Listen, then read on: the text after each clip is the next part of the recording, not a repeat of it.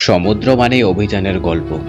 সাগরের বুকে কত শত কাহিনী না কালে কালে তৈরি হয়েছে, সেগুলোর কোনোটি বিজয়ের, আবার কোনোটি হারানোর। এইসব ঘটনার পাশাপাশি সমুদ্রকে ঘিরে রহস্যময় ঘটনার সংখ্যাও কিন্তু কম নয়। পৃথিবীতে এমন কিছু জাহাজ রয়েছে যেগুলোর ঘিরে রয়েছে অসংখ্য রহস্য। এর কোনোটিকে তো আবার ভুতুড়ে জাহাজ হিসেবেও পরিচিত। এই ভিডিওটিতে আমরা সমুদ্রে ভাসমান কিছু অদ্ভুত জাহাজের সম্পর্কে জানব। Number 1, TT Jewel. 2012 সালে লাস উলাস বুলভার্ডের পশ্চিমে ফুট লৌ ডারভেল বিচের কাছে খুঁজে পাওয়া যায় জাহাজটিকে। আর 10টা জাহাজের মতোই দেখতে ছিল সেটি, তবে অন্যদের চাইতে অনেক বেশি সুসজ্জিতই ছিল তা।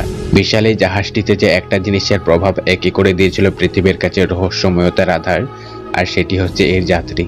শুনতে অদ্ভুত হলেও সত্যি যে এত বড় একটি জাহাজে ছিল না কোনো মানুষ বা মানুষের চিহ্ন। সম্পূর্ণ খালি জাহাজটিতে পাওয়া গিয়েছিল শুধু জাহাজের মালিকটির মানিব্যাগ আর মোবাইল ফোন।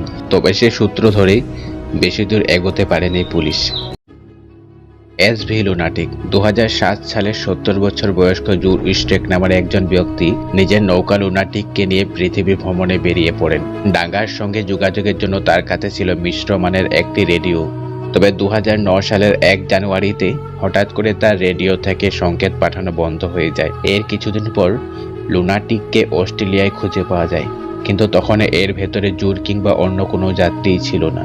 এরপর প্রায় 3 মাস পরে একই নৌকাকে দেখতে পাওয়া যায় সমুদ্রের মাঝখানে ভাসতে, তবে তখনও কেউ ছিল না এতে।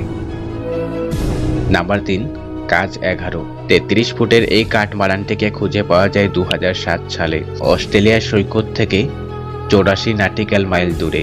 নৌকাটি রেডিও কাজ করছিল, কম্পিউটারও চলছিল, লাইফ জ্যাকেট সহ আরও সব রকমের সুবিধা ছিল সেখানে। আর কোনো রকম ঝামেলা বা ধস্তাধস্তির কোনো চিহ্নই ছিল না এতে। সবচাইতে অবাক করা ব্যাপার হচ্ছে নৌকাটির ডাইনিং টেবিলটিও ছিল খাবার শুরুর আগ মুহূর্তের মতন করে সাজানো। তবে যেটা ছিল না সেখানে সেটা হচ্ছে নাবিক বা অন্য কোনো আরোহী। তথ্য অনুযায়ী ছাড়বার সময় নৌকায় ছিল 3 জন মানুষ, তবে খুঁজে পাওয়ার সময় নৌকায় ছিল না কেউই।